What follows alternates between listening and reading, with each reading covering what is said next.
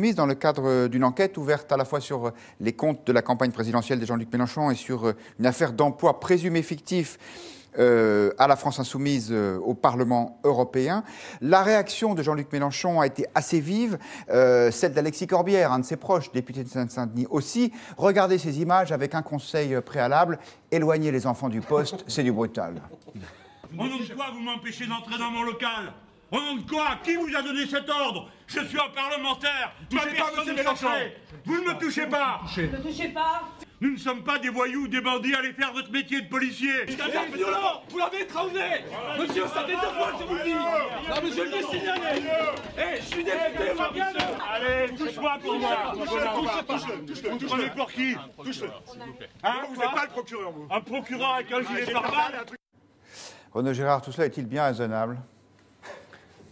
Mais non, parce que je me souviens que M. Mélenchon avait critiqué les gens de droite ou d'extrême droite, c'est-à-dire les fionistes ou les lepénistes, lorsqu'ils avaient été eux-mêmes perquisitionnés, lorsque leurs locaux avaient été perquisitionnés.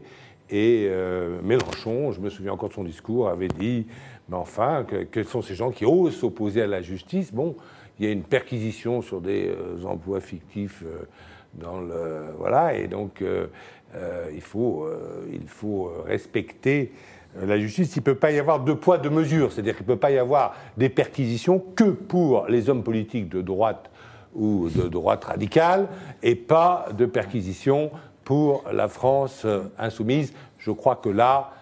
ça m'intéresse de voir comment vous allez le défendre, parce que là, c'est quand même un peu difficile. Je ne vois pas comment M. Mélenchon peut se défendre. Il a perdu ses nerfs. Et alors, à tout prendre, effectivement, je vous concède à tous les 3 que c'est vrai.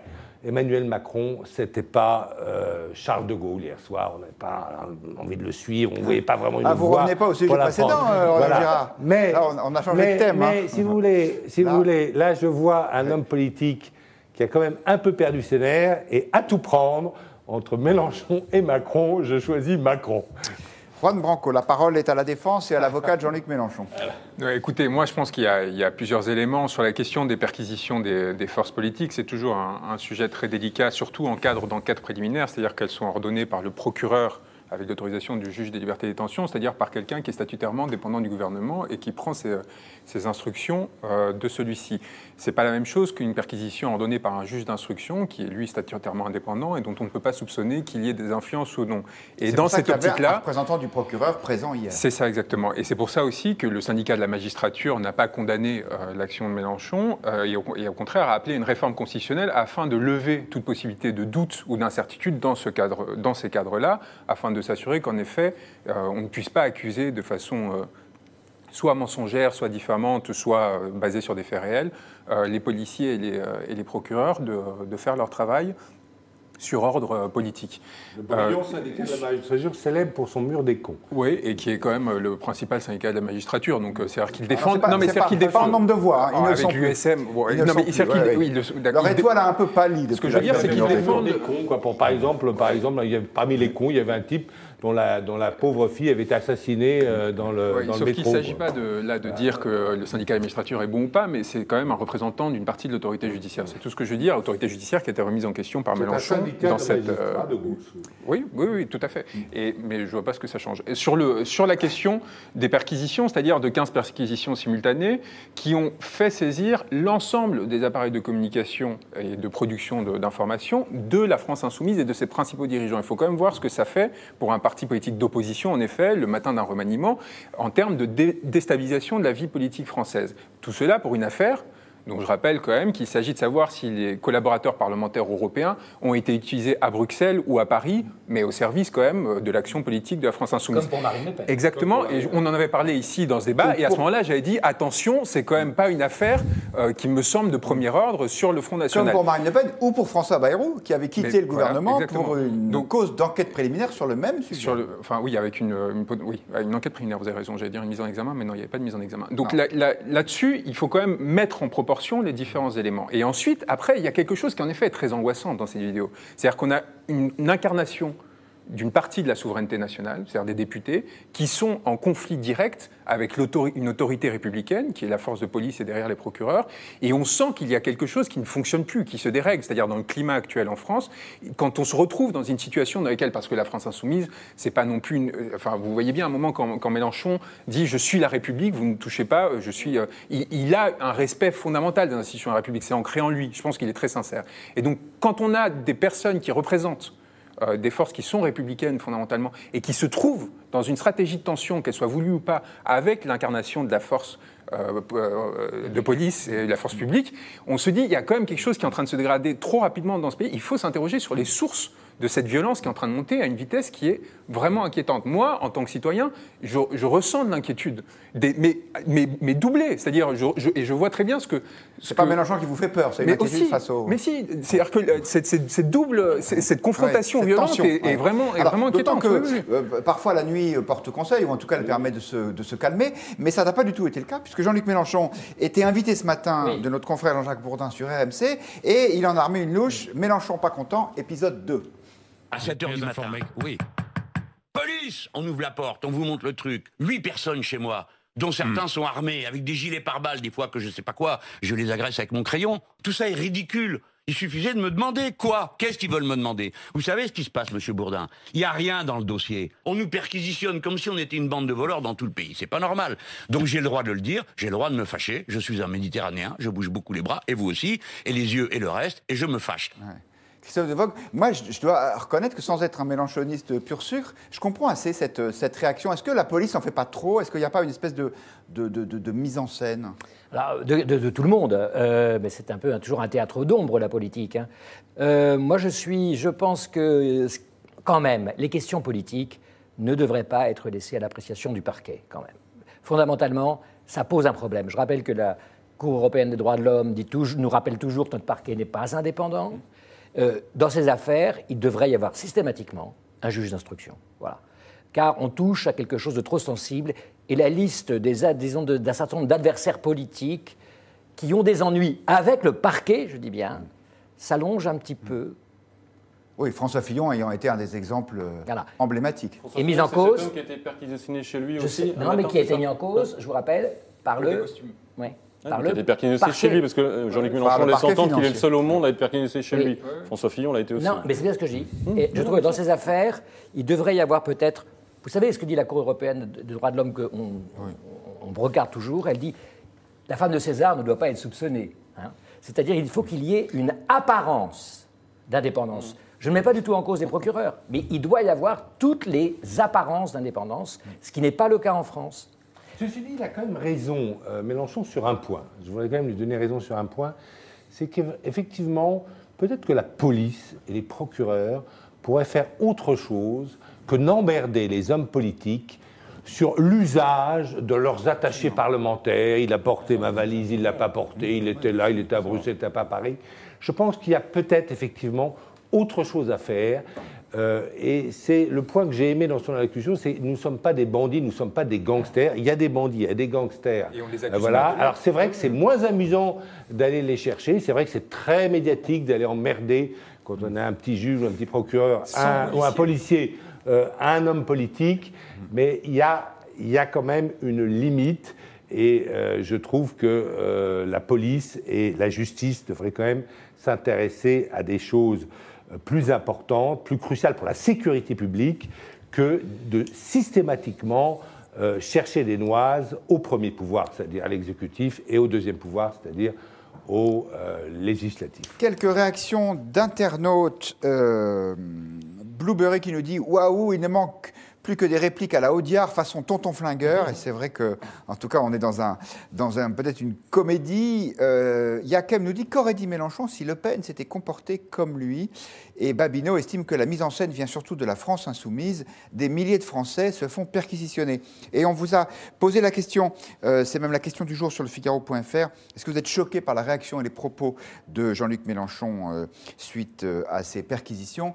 Et vous êtes une assez large majorité à considérer que oui. Appartenez-vous à cette majorité, Jean-Christophe Buisson? Pas du tout.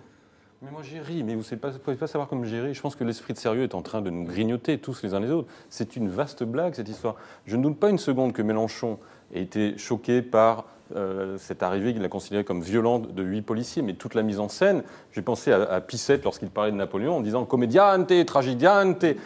Mélenchon, il met en scène tout ça. Il sait très bien les codes de la société du spectacle. Il en fait des tonnes parce qu'il se filme, parce qu'il est filmé, parce qu'il sait que ça va être diffusé, et il va choquer les gens. Il fait la même chose que fait Ruffin lorsqu'il intervient à l'Assemblée nationale, en disant ensuite dans une petite vidéo que il a parlé comme ça à l'Assemblée nationale parce qu'il considère que le travail législatif ne sert à rien, parce qu'ils ne sont pas assez nombreux pour peser sur la vie parlementaire. Donc c'est une tribune. Et bien voilà, Mélenchon, hier, il a eu une tribune formidable, avec en plus les policiers face à lui, donc il se donnait le beau rôle. Aujourd'hui, à l'Assemblée nationale, il était beaucoup moins virulent. Et pourquoi ? Parce que je crois qu'il ne croit pas une seconde à ce qu'il dit hier. Il fait du spectacle, il a une tribune. Il sait qu'il y a plein de gens qui vont se sentir heurtés, mais il n'est pas sincère. Lorsqu'il dit « ma personne est sacrée », Juan Branco, « ma personne est sacrée », il sait très bien qu'il est le premier à dire que les députés, les sénateurs, les ministres ne sont pas au-dessus des lois, qu'il faut pouvoir révoquer les députés lorsqu'ils se comportent mal. Alors lui, il estime qu'il est innocent, qu'il n'y a pas de raison de faire ça. Mais la justice suit son cours, elle fait une perquisition comme elle en a le droit. Lui, il la met en scène, mais il n'est pas au-dessus des lois, il n'est pas une personne sacrée. C'est faux, et il sait très bien que c'est faux. Quelqu'un qui admire Robespierre, qui a envoyé à la guillotine des députés qui n'étaient pas au-dessus des lois non plus, on le sait très bien. Donc tout ça est un jeu, c'est une mascarade de la part de Mélenchon. Moi, je pense que là, vous faites erreur, et je pense sincèrement, parce que de ce que je connais du personnage, pour l'avoir un peu fréquenté, bon, d'une part, il y a la question, là, par exemple, le parquet qui a remis une couche aujourd'hui, en ouvrant une procédure pour menaces et violences. Et là, on est parti pour... C'est pour répondre aux... Il n'y a pas eu de procédure parce que Corbière et Mélenchon eux-mêmes ont porté plainte pour violence. Donc oui, non, mais très bien, c'est pour faire match nul. Le parquet, c'est facile, mais bon, nous derrière, on doit travailler pendant 2 ans pour essayer de démontrer avec une possibilité de peine de prison quand même ferme à ce sujet. Donc je pense que là, c'était franchement déplacé comme geste. Mais ça, c'est sur la question procédurale qui fait qu'ils ont quand même conscience du fait qu'il y a un enjeu. Mais sur le rapport, il y a cette autre phrase très importante qu'il prononce à ce moment-là, et je pense qu'elle vient des entrailles. Elle n'est pas préparée. Il dit à un moment aux policiers, la République, c'est moi. Et voyant bien l'historicité dans laquelle s'inscrit cette parole, évidemment, c'est en rapport direct avec la phrase de Louis XIV, l'État, c'est moi, et c'est justement une sorte de fusion de 2 traditions historiques françaises, qui est justement le républicanisme, auquel vous pensez qu'il a des renforcenés, mais non, c'est-à-dire Mélenchon, qui est féru d'histoire, est en train d'essayer de construire des syncrétismes qui sont très 5e République, finalement. Et là-dessus, quand il dit « la République, c'est moi », il est en train, justement, je pense, de dire quelque chose auquel il croit fondamentalement. C'est-à-dire que la position qu'il occupe à cet instant dans l'espace public fait que la justice et la police ne devraient pas agir sur lui pour des raisons politiques. Un député n'a pas le droit de tricher, n'a pas le droit de voler, n'a pas le droit de mentir, n'a pas le droit de tuer. Et à partir du moment où la justice soupçonne que c'est le cas, elle est en droit de faire ce qu'elle fait. Un juge d'instruction, pas une enquête préliminaire, pas le procureur, pas le parquet. Il ne prétend pas l'être. Le mot de conclusion de pour quelqu'un qui ne croit pas en Dieu, utiliser le mot sacré, c'est quand même cocasse. Il parle de l'inviolabilité auquel il a droit en tant que juge. Sa fonction était sacrée par sa personne, premièrement. Et deuxièmement, il y avait quand même un juge de l'application des peines qui était... Un JLD, juge de la liberté et des détentions, qui a autorisé la partition du procureur. Là, je complète. Je trouve aussi que la réaction est excessive, qu'elle soit spontanée ou pas, elle est absolument excessive. Et justement, j'ai pensé un peu à l'arrestation de Danton. Vous voyez, c'est un petit peu ça, la protestation devant ce qui lui arrive. On a l'impression que le comité de salut public vient l'arrêter et qu'on va envoyer Mélenchon à la guillotine. Mais ce qui en dit long aussi sur sa culture politique, qui, moi, entre nous, m'inquiéterait un peu si c'était lui qui avait les manettes du pouvoir. Voilà. Et notamment dans les pays qu'il admire et qui ne sont pas des modèles d'état de droit, c'est le moins qu'on puisse dire. Comme le Venezuela. Voilà. On ne viendra pas au Venezuela. Nous n'avons pas le temps. Restons sur une note positive et consensuelle. Jean-Luc Mélenchon croit au sacré et se réfère à Louis XIV, qui, à mon avis, fait 2 bonnes nouvelles, mais ça n'est qu'un point de vue. On passe à un autre sujet beaucoup moins drôle, malheureusement. L'affaire Khashoggi, du nom de ce journaliste saoudien opposant au pouvoir, qui a disparu au début du mois dans le consulat d'Arabie Saoudite à Istanbul. On soupçonne très fortement le pouvoir saoudien de l'avoir tué, puis même peut-être coupé en morceaux, mais on n'a pas de certitude. Est-ce qu'on nous cache des choses dans ce dossier, Renaud Girard, vous qui le connaissez bien? À l'évidence, je ne connais pas Khashoggi, mais je connais bien le dossier. Vous connaissez bien le dossier, oui. Et il est évident qu'on nous cache des choses. Il est évident que les Saoudiens, à commencer par eux-mêmes, nous cachent des choses. Pourquoi le jour où Khashoggi disparaît, ils envoient 2 avions privés à Istanbul avec une équipe de 15 membres, donc des membres des services secrets et un médecin légiste. Voilà, c'est pas un hasard. Ils sont incapables de dire ce qui est devenu ce pauvre Jamal